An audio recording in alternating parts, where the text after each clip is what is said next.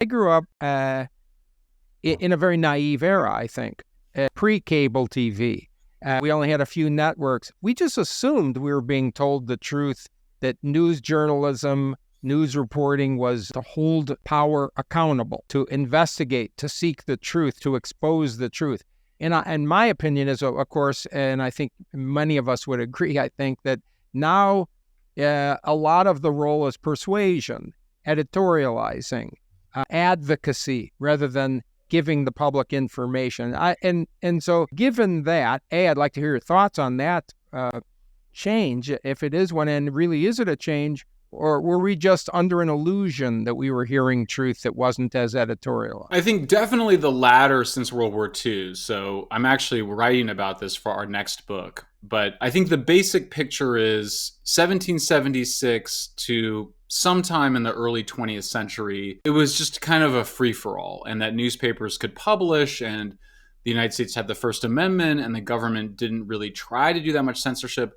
The worst censorship in the early 20th century were the crackdowns around the 20th Century Sedition Act under Woodrow Wilson and the persecution mostly of the left, of socialists, anarchists, communists by Hoover and the FBI. And it was mostly, like preventing people from going to meetings or arresting people because they were members of the socialist or communist parties. You then get to World War I, and, Americans are traditional, the conventional view is that Americans are reluctant warriors. We didn't want to have an empire. We didn't want to do foreign wars. And so to get America to participate in World War I took some government propaganda. It took, obviously World War II, then you have Pearl Harbor, and that makes it a lot easier. But really, World War I is the moment where the U.S. government is finally like, we have to engage in propaganda to increase support for the war and maintain support for the war. Because Americans, I think, we're just, here we are, we're separated by two oceans. We're this continental power.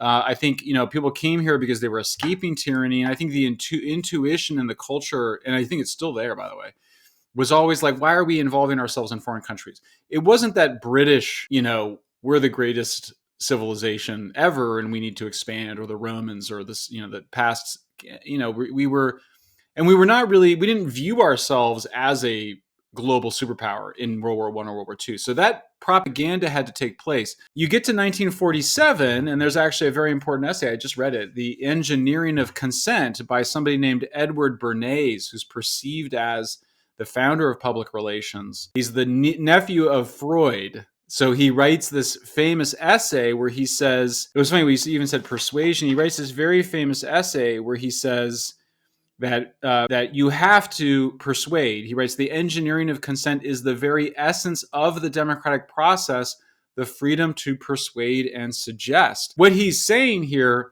and of course, if you're a political scientist or a sociologist, you know that Max Weber teaches you that legitimacy, that having the state's actions be legitimate in the eyes of the public is the main event for any government.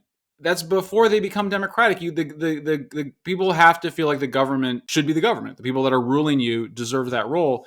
Bernays is saying a democracy requires the same thing, but you can't be so heavy-handed about it. You have to use persuasion. Therefore, you have to use psychological techniques. So then I think that what happens then from World War II until really 2016, I would say, is you had a much more controlled information environment than anybody knew. Even I was rereading Noam Chomsky, who's this famous left-wing anarchist professor at MIT, writes a book with Edward Herman that came out when I was in high school. I think it was 88 or something, or 87, called The Manufacturing of Consent, inspired by Bernays, but also Lippmann is the other major thinker here of the first 20th century. And first of all, they made two mistakes, I think. They exaggerated the impact of the big corporations on media. They did talk about the role of the State Department and the US government. But then I think that they actually understated the role of the US government over the media, over what was acceptable. And the US government exercises that power in all of these different ways. They grant the spectrum space for television and radio. And then there's just this elaborate public relations think tank, these organizations that are constantly briefing reporters, educating reporters, telling them what to write, telling them what not to write. And that's been going on for decades. And we really hadn't seen it. You sort of knew it was there, but it was much more elaborate than we knew, and we were only able to figure out how elaborate it was thanks to really to the Twitter files and then to the related Facebook and other social media files. Right. And